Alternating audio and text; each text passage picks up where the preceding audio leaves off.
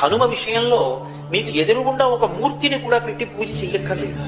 భయం వేసింది అనుకోండి, ఎప్పుడైనా ఒక చీపురు పుల్ల తీసి మీకు ఎదురుగుండా రాయి కనపడితే రాయో ఏదో ఒకటి తీసి ఇసుకలోనో నేల మీదో అది పడిందా లేదా ముద్ర కూడా సంబంధం లేదు, హనుమ అని రాసి నమస్కారం చేసి నిలబడితే చాలు, ఉపద్రవం నుంచి గట్టెక్కుతారు అని చెప్తుంది శాస్త్రం.